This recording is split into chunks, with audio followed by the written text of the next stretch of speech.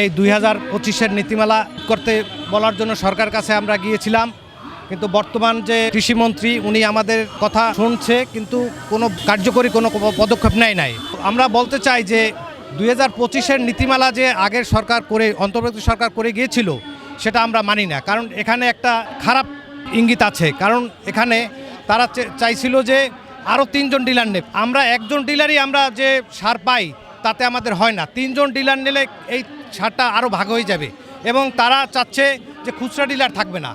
খুচরা ডিলার না থাকলে খুচরা ডিলার কীভাবে চলবে? 45,000 খুচরা ডিলার সারা বাংলাদেশে আছে।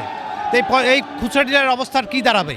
তা আমরা এইটাই চাচ্ছি যে সরকার ডিলার নেও, কিন্তু আমাদের সাথে কথা বলে, আমাদের নেতৃবৃন্দের সাথে কথা বলে যেটা সুন্দর হয়, দেশের জন্য মঙ্গল হয় সেটা করুক। সরকার চাচ্ছে খুচরা ডিলারের কাজটা আমাদের মাধ্যমে করাবে, কিন্তু আমার একটা দোকান দিয়েই আমার চালাইতে অসুবিধা হয়।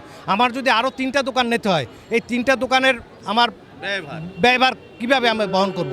আরও ডিলারও নিশ্চয়, তাইলে আমাদের ডিলারও বাড়বে, আমাদের সারও কমে যাবে, কিন্তু আমাদের কমিশন কিন্তু এখন করতে পারে না। আমাদের কমিশন এই 9 সালের কমিশন, সেই কমিশন এখনও দিচ্ছে। এর ভিতরে দ্রব্যমূল্যের কত ঊর্ধ্বগতি হয়েছে, কিন্তু সরকার তেলের দাম বাড়ছে, সব কিছু বাড়ছে, কিন্তু সরকারে আমরা বুঝাতে পারি নাই।